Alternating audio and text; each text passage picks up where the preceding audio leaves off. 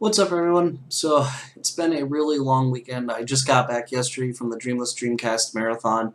It went really well. We didn't, unfortunately, make or break our $1,000 goal that we did last year, but we did manage to get $375 for donations towards the Children's Hospital, which is great. We gave away a lot of prizes. We had two custom painted controllers for Dreamcast that we gave away, a full Dreamcast system, some online codes for Shenmue, Sonic Mania, as well as three complete Dreamcast games. So congratulations to those winners. Next year we're going to do it again, probably a little bit different. We are looking for feedback, so if you happen to see this video and you did see the live stream, please let me know what you thought. We're looking to see what we can improve upon, what we can do differently. So any feedback is much appreciated.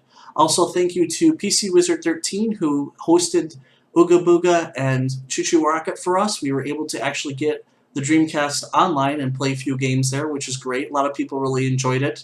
We hope to do more of that next year as well once we actually acquire some more Dream Pies. So yeah, I think it went really well. Also, these are the pickups I'm doing for August 2018. I'm also cheating a little bit because I did pick up a few games in the last couple days as well as one when we were out at the marathon. So we're going to jump right into that. So first, of course, I got Shenmue 1 and 2. I got the PlayStation 4 and the Xbox One version. I'm currently playing the Xbox One version just to get some more achievements and kind of check it out. It is very glitchy. I hope the patches that are coming out soon fix some of those cutscene issues where when they happen, they just go to a weird texture and it looks very weird and it's not very good. But at least Sega's reached out and said, hey, if you find any bugs, let us know. They are willing to fix them instead of just letting it go. So, if you remember the last video I did about a month ago, I picked up a copy of Blood Rain, not realizing I had that game already, and I was looking for Blood Rain 2. Vidya Gamer actually reached out to me on Twitter and said, hey, I've got Blood Rain 2. How about if you trade me for the Blood Rain, and we'll just call it even. So I did so. I jumped on it, of course. I sent him my copy of Blood Rain. He sent me Blood Rain 2, as well as a little extra goodie, The Horde, a Saturn import, which is great. I haven't had a chance to play this yet, but I do love imports, and this is one of those weird ones that we did get a US release of, but yeah, I'm sort of, it's a good thing that I am expanding my import collection, so that's kind of cool. And here is Blood Rain 2. So now I have both of those, which is great for the Xbox, and it is backwards compatible with the Xbox One. So I'll have to check that out soon. Of course, I picked up Yakuza Kiwami 2. Can't wait to play this. Once I finish Shenmue, I'll be popping this in. I want to punch a tiger in the face. That's what this is all about. So while at the marathon, we stopped off at a used game store. I picked up a copy of Mobile Suit Z Gundam. This is kind of a weird one. This is a part 1 of 2. And this is kind of a hack and slash sort of shooter type game. It's very strange. I've only played the first couple levels of it just to see what it was about, because there's no screenshots on the backside that really tell you. And of course everything's in Japanese, and I'm not very good at reading Japanese. Although I did find out doing some research, although that was strange, when I popped this in at first, the cutscenes and the opening cinematics didn't play. I found out that originally Bandai did include a piece of paper in their copies of this game apologizing for the issues and explaining what you needed to do, which is basically you need to start your Saturn up, press B, go to the options, and make sure it's under the Japanese language. And this is both for the Japanese and English Saturns, because I tried both. It didn't even work on my Japanese Saturn until I did that trick where I made sure it was under the Japanese language, selected it, popped in the disc, and then the cutscenes played.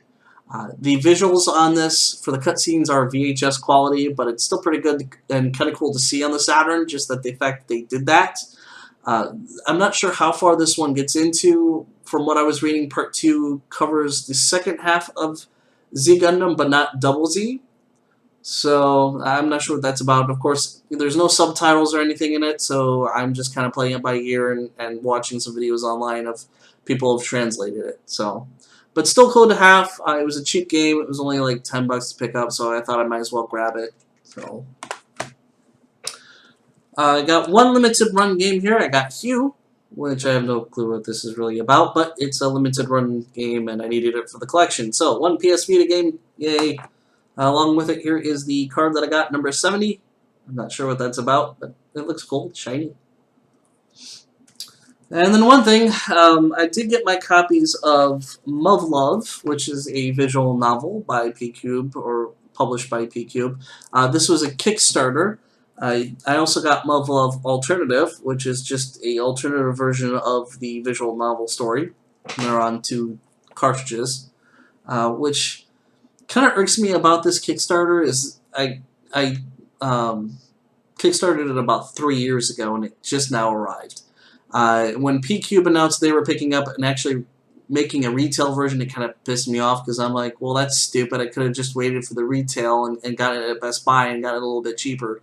But at the same time, it was kind of the same price. The other thing was, it was like the Kickstarter people got theirs a month later. So it's like, that was a little frustrating.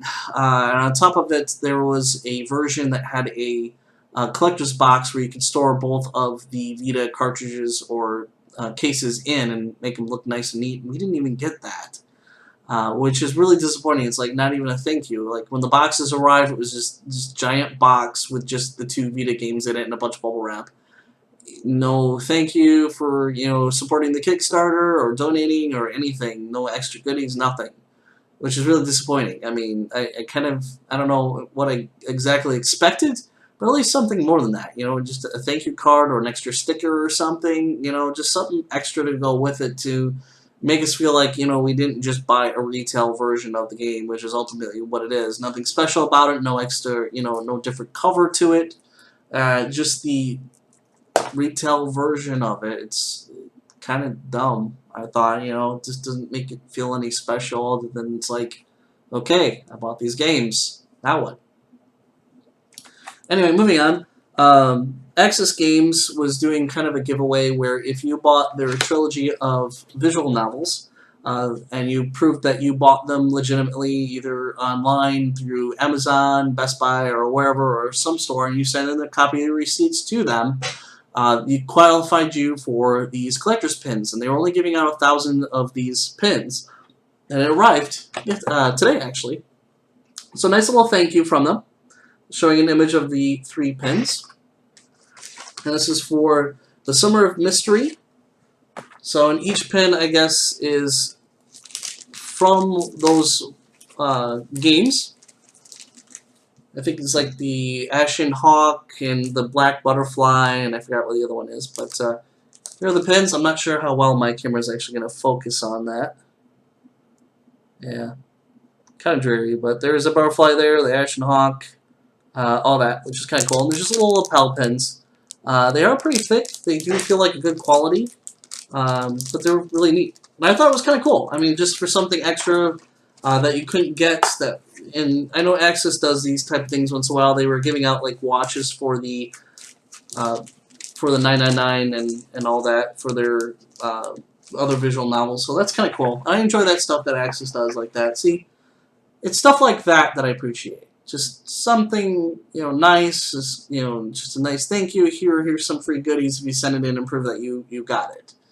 So, I wish kind of more companies would do that. Anyway, that's all I got for this month. Well, I should say last month. This month, I'm not expecting too much other than Blade Strangers. I'm getting on PS4. Passing on the Switch version just because I felt it would run better on the PS4. Plus, it's kind of hard to do 2 players on the Switch for me since I only have 1 Pro controller. And nobody really likes using the Joy-Cons. So if I at least have it on the PlayStation 4, I have plenty of controllers. And maybe I can get a friend to maybe play against me. So, we'll see. Anyway, that's it for now, guys. As always, I thank you for watching, and we'll see you next time.